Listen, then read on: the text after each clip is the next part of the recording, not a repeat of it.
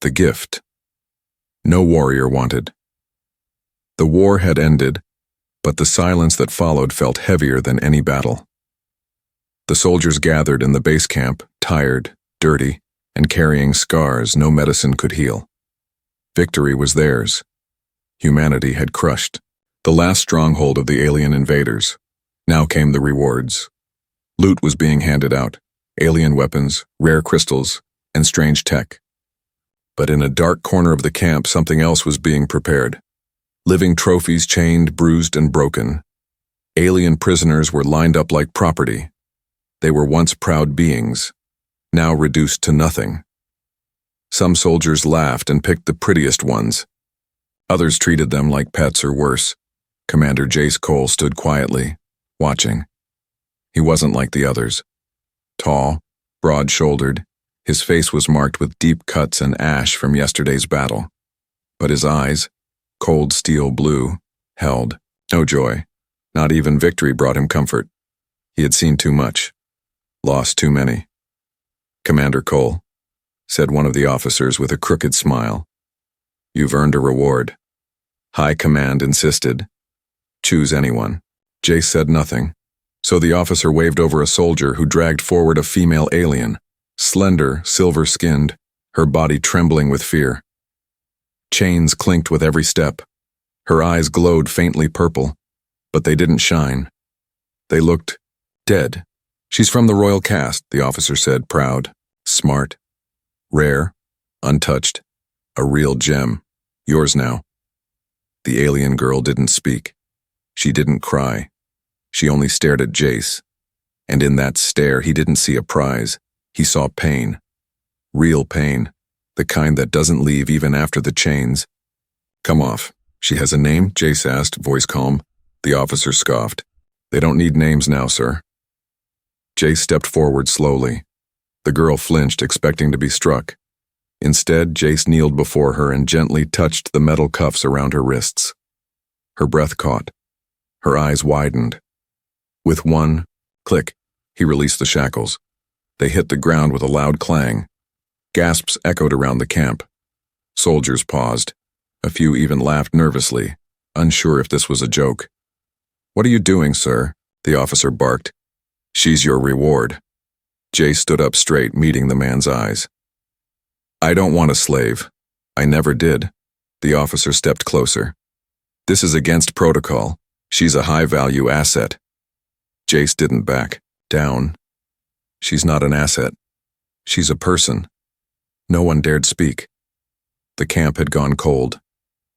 The alien girl slowly brought her hands to her chest, like she was still protecting herself. But she didn't run. She looked up at Jace. Not with fear, this time, but confusion. Why had he done this? Jace turned to her, lowered his voice. "Do you understand me?" She nodded slowly. "What's your name?"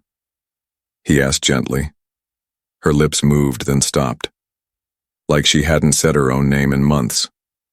Finally, she whispered, so soft he barely heard it. "Vela." A beautiful name, Jace thought. "Vela," he repeated. "You're safe now. I won't hurt you." Something shimmered behind her eyes, not a tear, but the start of one. She nodded once. He took off his own cloak and placed it gently around her shoulders. She flinched again at first, but then she held it tighter. That small act, wrapping herself in his cloak, was her first decision made in freedom. The officer gritted his teeth. "You'll get court-martialed for this, Cole." Jace didn't care. He had seen too much death, too much cruelty. And in that moment, he had made a choice. He would not become like the monsters they had just defeated. That night, as the fire burned low and drunken laughter filled the air, Jace sat silently, beside the tent he had given Vela. She hadn't spoken again, but she hadn't run either. Inside the tent she curled in a corner, free yet unsure what that meant. Outside, Jace stayed awake, because freedom isn't just removing chains, it's protecting the one who no longer knows how to be free, and this was only the beginning. Her name wasn't Slave. The next morning came slowly with a sky painted in soft orange and gray.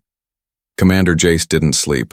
He stayed outside the small tent all night, guarding it like a soldier watches over a hidden treasure. Not because he thought Vela would run, but because something inside him told him she had never truly rested. Not once. Inside the tent, Vela stirred. Her eyes blinked open, alert. She sat up quickly, expecting a whip, a shout, a demand, but none came. Just quiet. Then the flap of the tent opened slowly, and sunlight spilled in. Jace stood there, holding something in his hand. "Food," he said. "It's warm." She didn't take it. He placed it gently near her and stepped back. She stared at the food like it was a trap. Then her eyes flicked up to him, cold and careful. But hunger won. She crawled forward and picked up the bread. One bite, then another, but she never stopped watching him. "I'm not your enemy," Jace said. She swallowed hard. "Then, why did you take me?" "I didn't," he replied. "They gave you to me like an object. I didn't ask for that. I only wanted to protect you." Vela looked at him. Her voice shook. "Humans lie." "Some do," he admitted, "but not me." A long pause. She spoke again. "You know my name, but I don't know yours." "Jace," he said. "Commander Jace Cole." She repeated it quietly, like tasting a new word. "Jace." Something shifted in her face, a softness. Barely there. For the rest of the day, she stayed inside. But she didn't hide in the corner anymore. She sat straight. She watched the flap. She listened to the world outside the tent like she was learning it for the first time. And Jace? He spent the day making sure no one came near her. That evening, trouble came. 3 soldiers approached Jace's tent, drunk and smirking. We heard, "You've got a royal alien girl tucked away," one of them sneered. "You sharing, Commander, or keeping her all to yourself?" Jace stood from his stool. "Walk away." The soldier laughed. "Or what? You'll punch your own squad mates over a freak?" Jace didn't answer. He just punched. The man flew back, landing hard. His friends raised their fists, but froze when they saw Jace's face. He wasn't angry. He was calm, and calm men are the most dangerous. They backed off, cursing, dragging their friend away. Jace turned and saw Vela standing at the edge of the tent, watching everything. "You fought them," she whispered. "I promised you were safe," he replied. "I meant it." Silence. Then her voice, small, broken, came again. "I used to have a brother. He fought for me too, until they burned him alive." Jace said nothing. There were no words strong enough for that. Vela stepped closer. "Why? Are you different?" He met her eyes. "Because no one deserves chains, not you, not anyone." For the first time, she smiled. Just a little. Just enough to shake his heart. That night, as they sat by the fire, Jace noticed something strange. Vela's skin was glowing faintly. Not just the soft purple hue, but a pattern. Thin lines across her arms and collarbone, glowing like constellations. "What is that?" he asked. She looked down, startled. "It's my birthmark. Only shows when I feel safe." Jace blinked. "Then why now?" She looked at him and didn't answer. She didn't need to. Later, in the quiet hours, Jace asked her, "Do you want to leave this place?" She stared at the stars. "Every day," she whispered. "But I don't know how." "We'll find a way," he said. "Together." She turned toward him, something like trust building behind her eyes. "But if we leave," she said slowly, "they'll come after us." "Let them," he said. "They'll find a soldier. And a warrior princess." Vela's head tilted. "Princess?" Jace smiled. "You carry yourself like one, even in chains." That night, for the first time in her life, Vela slept without fear. And the camp? It didn't know yet that a storm was coming. Whispers in the camp. The fire crackled outside their tent as night fell again. But this time the silence wasn't peaceful. It was sharp. Too quiet. Too heavy. Commander Jace knew what that meant. Eyes were watching them. And inside the camp, whispers had started to spread like poison. She's still alive. I saw her eating from his hand like a pet. No, bro, he gave her his cloak, he wrapped her in it. Is he sleeping with it? Nah, he's lost it. They say he called her a princess. Maybe she used mind control. Laughter. Jeers. Accusations. But none dared say it to Jace's face. He had earned his fear the hard way, on the battlefield, in blood. And yet this wasn't war anymore. This was gossip, rumors, rotten minds, and they were worse than bullets. That morning, Vela stepped out of the tent without fear. She wore clean clothes, loose military pants and a jacket far too big. Her glowing skin peeked out under the fabric. Her hair, once tangled and filthy, now flowed over her shoulders. She looked free, but freedom had a price. The moment she appeared, the camp froze. Some soldiers glared. Some stared. Some whispered, behind their hands. She ignored them all. Calm, straight-backed, like a queen among dogs. But Jace watched from the edge of the camp, every muscle tense. He saw the storm building, and sure enough it came. In the mess hall, a soldier named Briggs stood in her path, big, ugly-hearted, and bitter from the war. He blocked her with a plate of food. "You eat when we say you eat, pet," he spat. "Or maybe, crawl like you used to. I heard you're kind like that." The hall went silent. Every eye turned.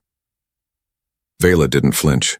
She looked up at him with calm, bright eyes and said, "You fear what you don't understand," Briggs growled. "You think you're better than us?" "No," she replied. Voice cold. "Just cleaner." Before he could strike, Jace appeared behind him like a ghost. His fist slammed into Briggs's jaw with a crack. Briggs dropped like dead weight. No words. No warning. Just justice. Later, as Jace helped Vela outside, she asked, "Why did you step in?" "I could have handled him." He chuckled. "I know, but I wanted to." She smiled. "Human males are louder than ours," she said. "And alien females are tougher than ours," he replied. Their laughter was soft, but it echoed far. That night someone painted the words "traitor lover" on Jace's tent. Big, red, dripping. Vela saw it first. She froze, then lowered her eyes. Jace tore it down without a word. But it wasn't the insult that hurt. It was the fear in her face when she saw it. "They hate me," she whispered. "They fear you," he corrected. "There's a difference.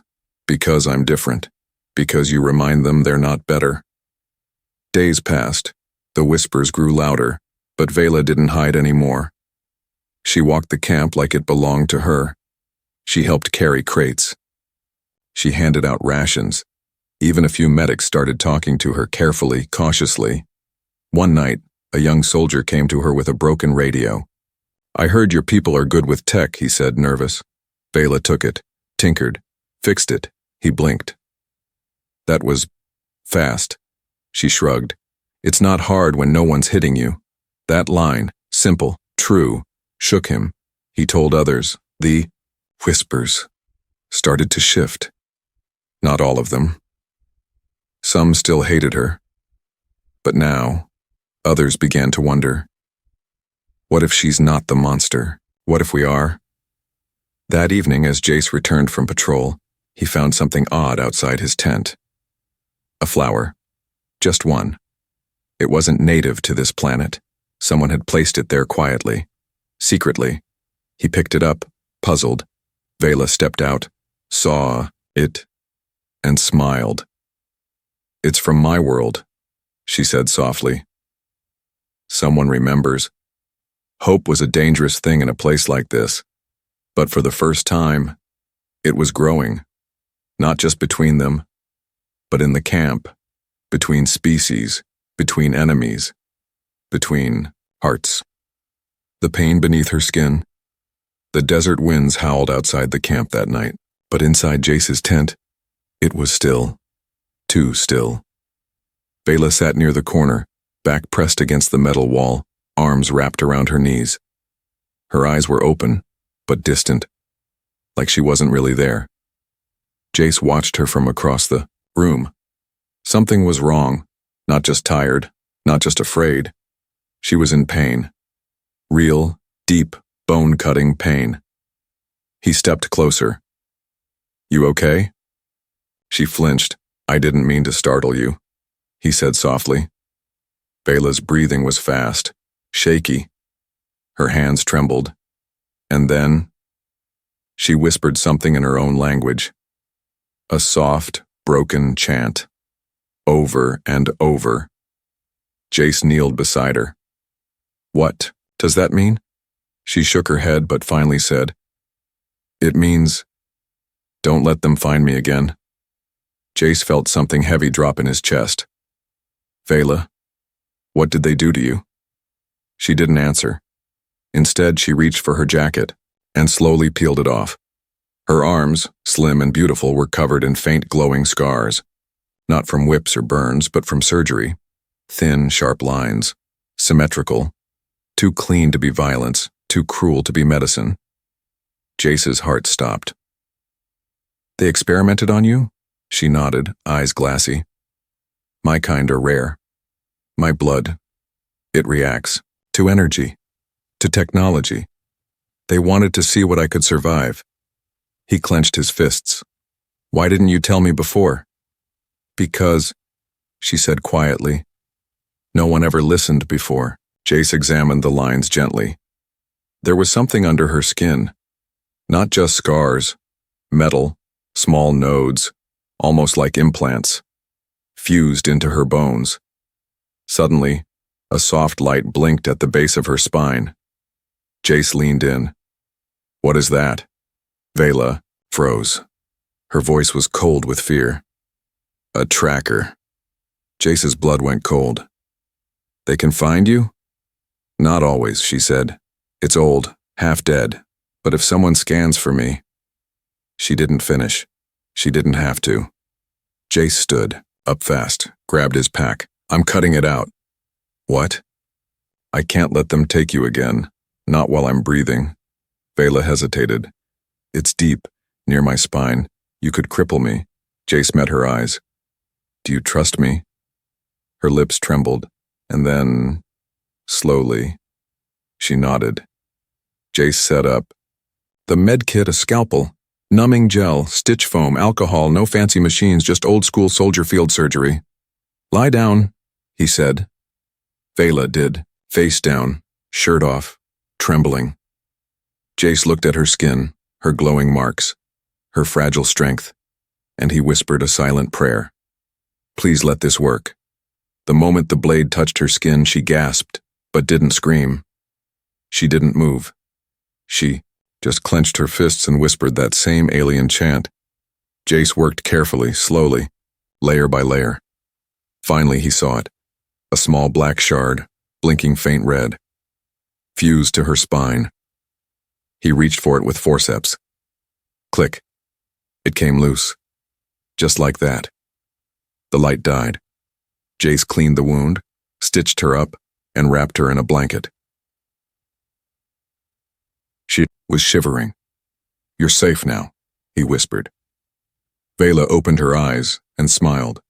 Tired, weak, but real. "You saved me," she said. He smiled back. "You're not a prize, Vela. You're a person, my person." Her breath caught. She reached out and touched his hand, not as a survivor, but as someone finally choosing to live. That night, she slept soundly. No nightmares, no flinching, just steady breathing. Jace sat nearby, guarding her once more. But this time, something had changed. He hadn't just removed a tracker. He had removed a curse. The pain in her body, the fear in her eyes, was being replaced with something new. Trust, connection, hope. And he knew, if they were going to survive what came next, they'd need all three, because somewhere out there, someone was still looking for her. And now that the tracker was gone, they'd come looking blind and angry. Escape from the base, the sky above the camp turned black with storm clouds, but the real storm was inside the base. Vela's tracker was gone, but it had sent a final signal. Somewhere deep in the system, a red alert blinked. Status: deactivated. Last location: human military camp, Sector 9. And someone saw it. Not human, not friendly, and definitely not far. Jace didn't know it yet. He had just finished breakfast when Captain Marrow entered his tent without warning. "Cole," she snapped. "You're being reassigned." He raised an eyebrow. "Why?" "No idea. High Command just flagged you for relocation. Immediately." His gut twisted. Too fast, too sudden, too clean. "What about Vela?" he asked calmly. "She's coming with us," said another soldier entering behind her. "As evidence. We got orders from the top. Alien property, classified material." Jace stood. Slowly. "Vela is not property." Marrow frowned. "This isn't up for debate." The second soldier stepped forward, hand resting on his sidearm. "We'll take her peacefully. Or not." The tent went still. Then, boom, an explosion rocked the far side of the camp. Screams followed. Sirens. The sky outside turned orange with flame. Jace's eyes locked on Vela's. She had stepped in quietly, unnoticed. "What did you do?" He whispered. She held up a small glowing sphere. "Diversion." Jace blinked. "You caused the explosion?" She shrugged. "Low yield. No one died. But we need to go. Now." They ran. Through smoke. Through chaos. Soldiers were yelling. Fires spread fast. But Vela knew the layout now. She had studied every exit, every blind spot. She led him like she had always belonged here. And maybe, in some twisted way, she did. At the gate, 2 guards blocked their way. Jace didn't hesitate. 1, punch. 2, both dropped. Vela grabbed a stun rifle and turned it on the security panel. Crack zap. The gates opened with a groan. They ran into the desert. Dust. Wind. Heat. But they didn't stop. Hours passed. No water, no rest, just running. Until finally, they reached the canyon, a deep cut in the land, shadows hiding under rocky cliffs. Vela collapsed first. Jace caught her. They dropped behind a rock. He listened. Nothing behind them. For now, they had escaped. Barely, as Vela caught her breath, Jace spoke softly. "Why now?" She looked at him. "They found us," she said. "That last signal? It told them I was free. If we stayed, they would have come." "Who?" he asked. Her voice dropped. "The ones who made me." A long pause. "They'll want you back?" he asked. She shook her head. "Not want, need." That scared him more than any army. That night, they built a small shelter with camo, cloth and broken drone parts. Vela stared into the fire, her voice low. "I used to dream of escape," she said. "But in every dream I was alone." She looked at him now. "This isn't a dream." Jace smiled, tired. "No, but it's ours." He reached into his pack and pulled out a chain. Her old shackles. He threw them into the fire. They hissed. Melted. Gone. "You're free now, Vela." She stared at the flames. "I don't know how to be free." She whispered. He leaned closer. "Then let's learn together." And for the first time since her capture, she leaned into him. Not as a prisoner, not as a burden, but as someone who mattered. Far above them, in orbit, a ship changed course. It had received the signal, and it was coming. Fast. The bond of blood and fire. The desert wind was angry that night. Sharp sand blew across the canyon like tiny knives. The fire they built hissed and flickered, struggling to stay alive, just like them. Vela sat in silence, her arms wrapped around her knees. Her silver skin glowed faintly in the dark. The stars above were unfamiliar, but she watched them like they were old friends. Jace was nearby, bleeding. It had happened fast. A scout drone, silent and deadly, had spotted them during the day. Jace shot it down, but not before it fired one bolt. It had caught him in the ribs. Now he was lying against a rock, breathing heavy, shirt soaked in blood. Vela crawled over to him, panic growing in her chest. "Don't sleep," she said, shaking him. "Stay awake." "I'm fine," Jace whispered, lying badly. She pulled open his shirt. It wasn't just a burn, it was deep. Flesh torn, skin cracked. The heat had cooked the wound from the inside. He needed real medicine. But they had none. Only her. Vela's hands shook. She looked at the wound, then at her own arms. Her glowing skin, the marks that ran down her body like rivers of light. "My blood can help," she whispered. Jace blinked, dizzy. "What?" "They used me in experiments. They said my cells could bind to human tissue. Repair it. If it works, I can save you." He laughed weakly. "You sure you want to bond with this broken mess?" She leaned close, eyes burning. "I already have." Then she bit into her wrist, just a small cut, and let her glowing blood drip into his wound. It sizzled. Jace arched in pain, then silence. His body went still. Vela pressed her hand to his chest. "Nothing." "Jace?" she said. No reply. She shook him. "Jace." Still nothing. And then, his chest rose. He gasped, eyes wide, then coughed hard. I just died," he wheezed. "You came back," she whispered, crying. He looked up at her. "You did that?" She nodded. He smiled weakly. "You're full of surprises." Vela leaned her forehead against his. "I'm full of you now, too. My blood is inside you." Jace blinked. "What does that mean?" "It means we're linked. Not just healed, connected. If you die, I'll feel it. If I die, you might too." "Romantic," he said with a crooked smile. "Stupid," she replied, "but necessary." That night their bond deepened, not with words, not with touch, but with silence, with breath, with trust. They didn't need to explain what they were to each other. They just were.